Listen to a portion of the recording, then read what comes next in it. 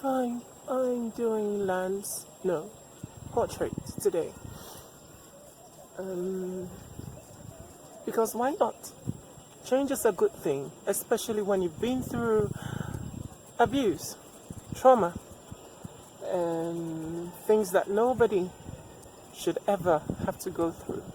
And so I'm going to talk about this as delicate as I can and try to explain so that everyone who resonates with this or who is growing up can be aware.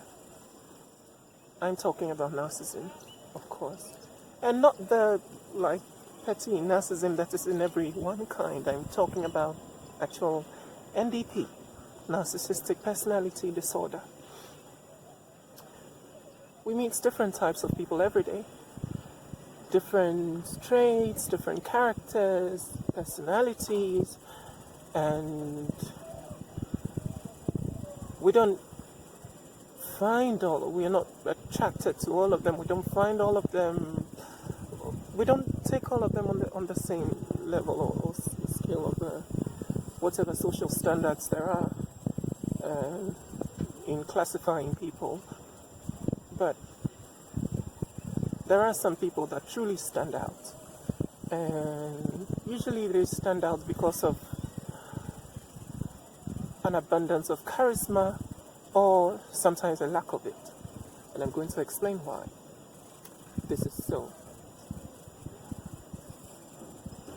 As usual, it's always my experiences, so I'm going to go through, try and remember every narcissistic character that I've met on my journey.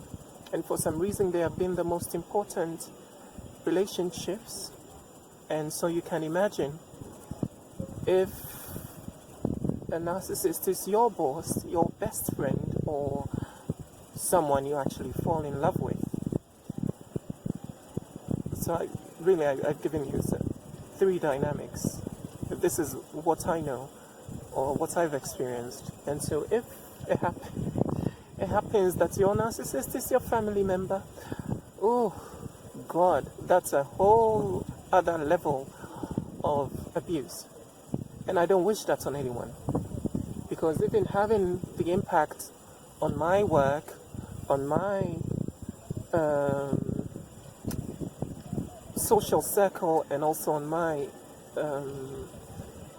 person and character, this is not something that I would wish even on an enemy. And these people are the enemy, because they don't even understand the concept of love. They don't love. They don't want your love. They want your attention. They want you to praise them, to make them feel special. That's what they live off of.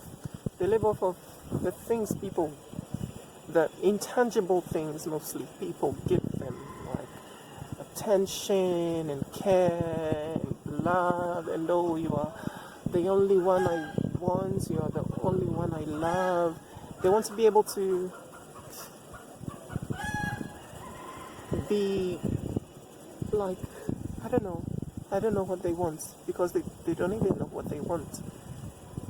They just know that they don't want to associate with the emotion love, and also the responsibility of taking responsibility and accountability.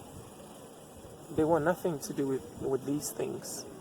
And so you can say that they're emotionally unavailable or practically not human, because I don't know what human doesn't operate on emotions, but these people clearly don't. I mean, they may fake an emotion to get attention, to get people to believe them, because trust me, they do that a lot, to gain favor. And so it's not shocking that you find them in prestigious positions. They are the most well-to-do because they know how to cut corners. They know how to manipulate emotionally vulnerable people just so they can get what they want. And that's how they thrive in society. And they are backed by a lot of supporters, because these supporters are also very blind to the things they do. Usually, a narcissist, they're genuinely good to people, except the person they are abusing, except their victim. And so everyone around them sees a different picture than their abuser. This is what creates the disbelief of the stories of the victim. How are you going to explain it to people who already worship this person? You find them doing the most grandiose things, charity, being sometimes the center of attention. They are the one people go to, I don't know, for advice, okay? Go to for advice. I don't know how that helps, but yeah. They fill every space, every mind with their charisma, or not, or lack of, sorry. And this is how they rule their world. They always have to be in control. Nobody is in control. No matter how overt or subtle their narcissism is, they're always in control of the narrative, and they always want to be. You can't. Oh God. Yeah, it's just bringing me back stories from my own experiences. That's why I'm laughing. Sorry, that I don't want to downplay anyone who has had an encounter with a narcissist. It's the most deadliest thing, because if a snake bites you, and you know you're going to die, you know you're going to die. But when a narcissist attacks you, it's like you're living dead. You're better off dead. You're better off dead because you lose your sense of self. Sometimes your sensibility, your sanity. These are the 3 types of narcissists I've encountered. I've encountered the grandiose.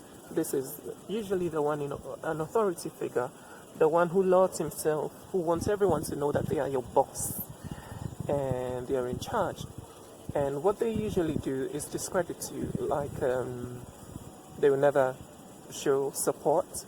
They're always on your case, telling you about mistakes you've made, which sometimes are just lies. They just want to put you in your place, to let you know that you're beneath them. And they especially do this to people that they find threatening, or people who can challenge the status quo.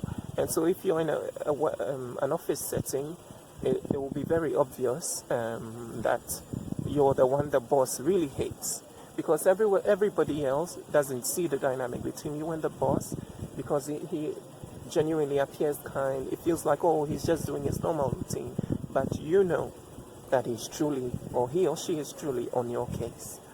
They don't give you credit for your work. If they have a chance, they won't give it to you. But if everybody is watching, then they would like to share in that glory of what you've done or what you do. This is number 1. This is like overt narcissism. This you can kind of manage, but still, I would never work with such a person or want to be in a relationship with such a person. 1, it's generally unhealthy, and 2, you never know what they will have planned next, because they always have their way. They don't feel an emotional connection to you. They will always have their way, and they'll do what's necessary. Now, number 2 on that list is the I am your friend, I am your best friend when no one else is there.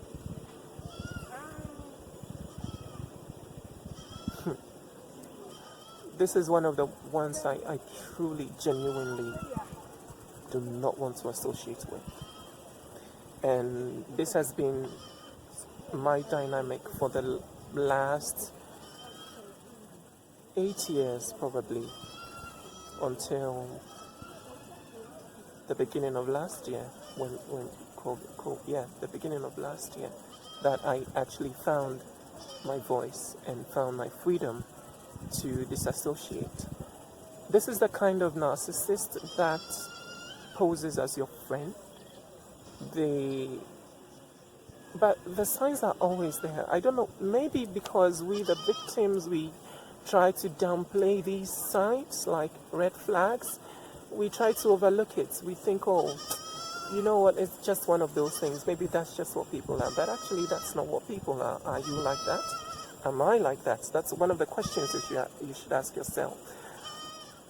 Why am I always the one in the position to listen to their problems?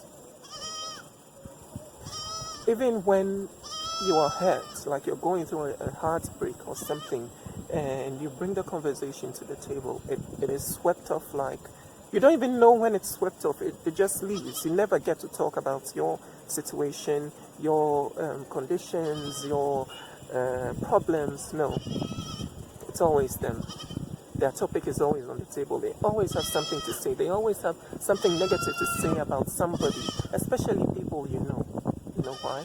Because they are isolating you, taking you away from all the people you can find solace in, so that they have you to themselves. And then when they have finally achieved that, knowing that you will always be loyal to them, that's when their colors show. But in the beginning, you should already know, because you're the one always doing the listening. They don't have time for you. They call you whenever they want, like almost every day. And when you take one day off from speaking to them, they get angry and they give you conditions. They tell you, oh, you have 3 strikes. You've already exhausted 2. The last strike and I will never talk to you again. Okay? Well, I'm one who doesn't take bullshit like that. And so I will make sure I strike the 3rd time by not talking to you or calling you or picking your call, just to see how the relationship dynamic goes. And eventually it breaks, but they bring themselves back as a ruse to get back that loyalty they cannot get from other people. And then you think things will be back to normal, right? No. They come back to be worse. This time, to destroy every known relationship you have, your stability. They get into your work, they get into your personal life, family, if they can, and also your friendships.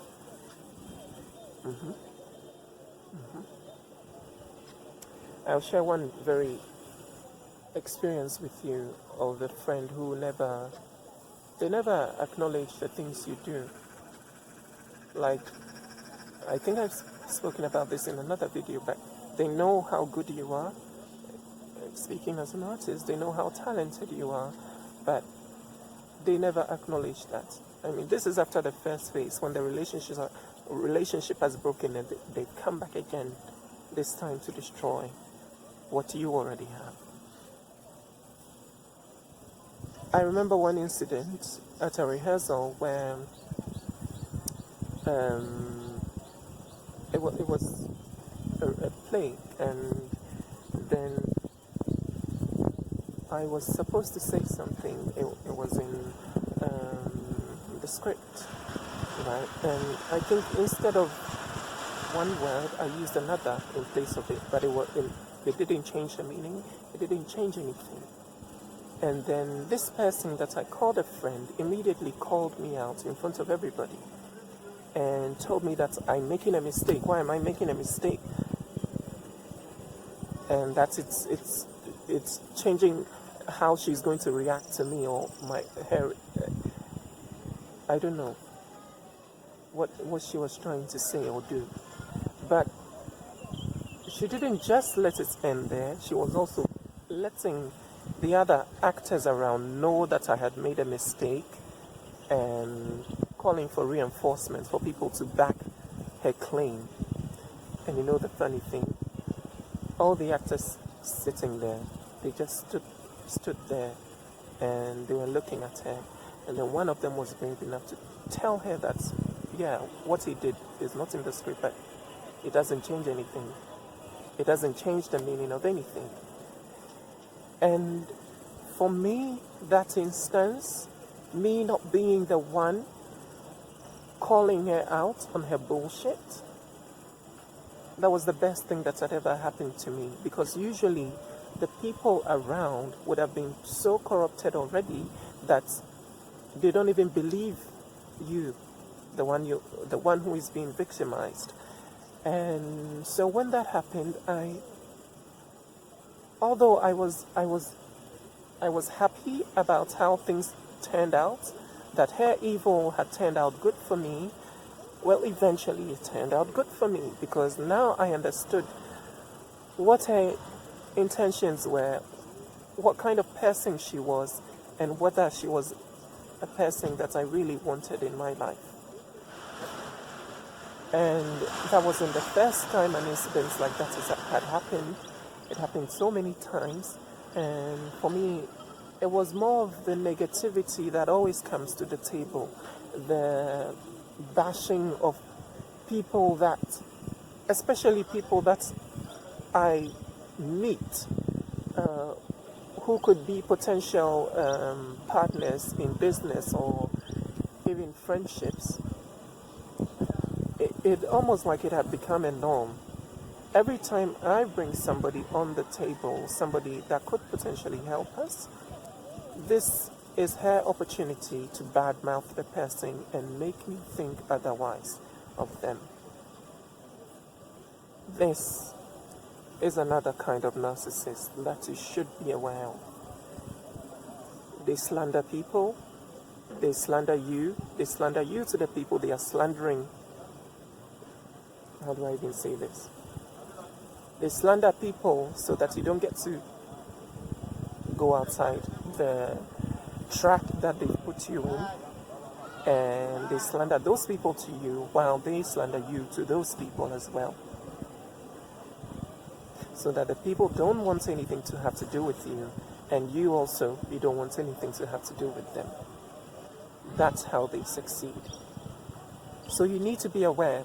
If your friend is not happy about the things that come into your life, and is always the one who is negative, and always the one who has something to say, and doesn't validate your emotions, and you are always the one doing the listening,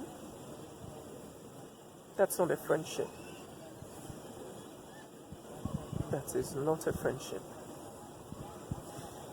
Now, the third scenario of a narcissist, this one is the covert, the Master Narcissist, the one that appears unassuming because they come out so shy, sometimes even spiritual, shy and pathetic. They want everyone to see that they are good, not good like in the sense of the grandiose kind where, oh, I'm the boss, I can do this. No, they don't do that in that regard. They want people to see their empathic or empathetic qualities, how they care about the poor people in the street, how they care about human stories, and blah, blah, blah, and blah, blah, blah. But at the end of the day, it is their abuser, only them, who knows who they truly are, because of course they are covert. They are the one everyone sees as the angel, and usually they pick the opposite to abuse. The one who is loud and energetic, whom everyone would think, oh, this guy is too shady, too rowdy. Yeah, they pick that kind, the one who everyone will think twice about. But usually those kind, the energetic kind, who are loud and proud, and people always look at them like suspicious. Usually those people, they are actually the most soft, the kindest, with all their loudness. They are actually the ones that genuinely care about people, but they would rather shield that just to protect their hearts, because they've been in situations like that before.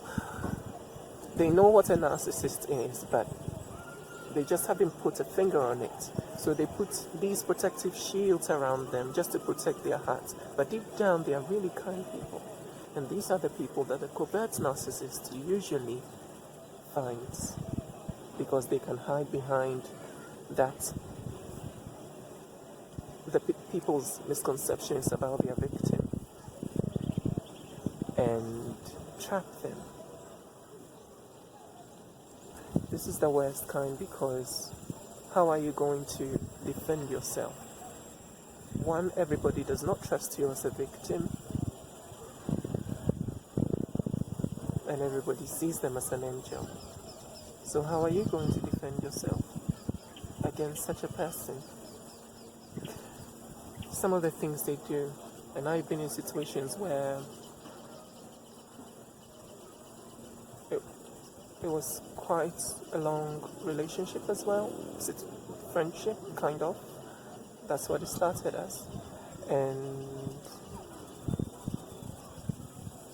after you have like opened up space, like opened up your heart to say that, okay, this person, he looks innocent, he's kind, he doesn't, after getting blinded by all their sleek and gentleness, they begin to unravel, because character is like pregnancy. You can't hide it unless you abort it, and they are not ones to abort their character. It's what they know. They don't know love, they don't understand it, and they don't want your love. I repeat, they don't want your love, just your attention. When they find you happy with other people, they get in the way. They want to be there when you're having conversations with other people. They want other people that know you to know that you're the one they're with.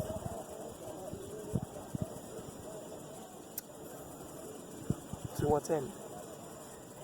Because they can't give you anything in return. And then they have the effrontery to tell you that you're emotional. You're emotional because you're reacting to something they've done that they don't want to take accountability for. And even if they say sorry, it's with that softness and sleekness and kindness, so you think that they mean it, but they don't. They know you're emotional. And heck, why are you telling me I'm emotional? I know I'm emotional. Is that like supposed to? But, well, they don't do that to say that, to make you think that being emotional is a good thing. They're doing that to let you know that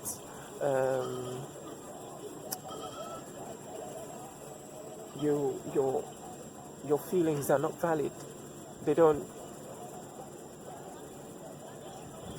appreciate how you feel, and especially they don't like that you know what they're doing to you. So it's better to gaslight you, tell you you're emotional, so that you think that, oh, maybe I'm overreacting. But are you? Are you not human? When you get somebody offends you, you don't react. Is that bad to be emotional when somebody has offended you? Is that bad? Be careful of people in general.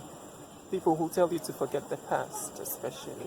People who tell you you're too emotional.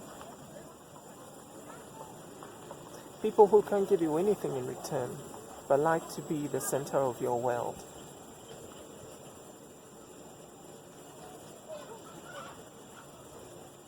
Be careful.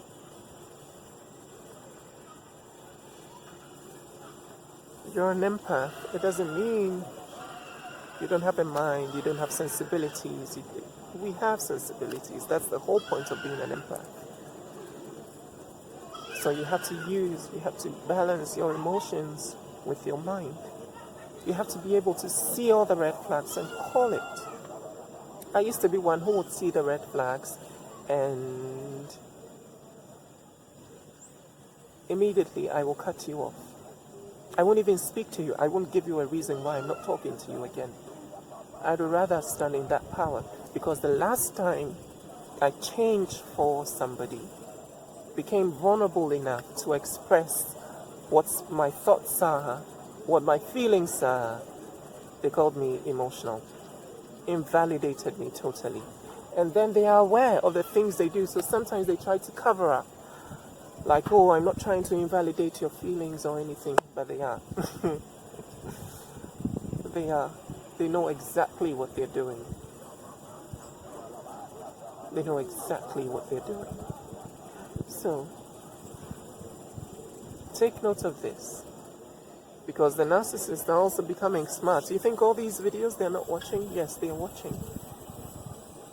They would like to see how they can play their cards differently. So you can let them watch, but you always trust your intuition. Always. Is there anything else to say? Yeah, just generally. If you feel that somebody is gaslighting you, is showing you narcissistic tendencies, run. Flee. Don't give it a second thought. Don't even have a discussion, because they don't have the capacity to process emotions genuinely. They don't have the capacity to take accountability for anything they do or have done. So there is no point wasting time trying to explain or anything. And you see people in the comments everywhere, especially, I'm a Scorpio, so people always say, oh, Scorpios are always ghosting people. You know what? Ghost them. It's your only sure way of getting rid of them. Do not engage. Do not. And when somebody leaves, let them go. It's for your own good. Let them go and make sure your boundaries are raised higher, that they can never climb again. No excess. My name is Otiana Kendro, the healer of snake bites.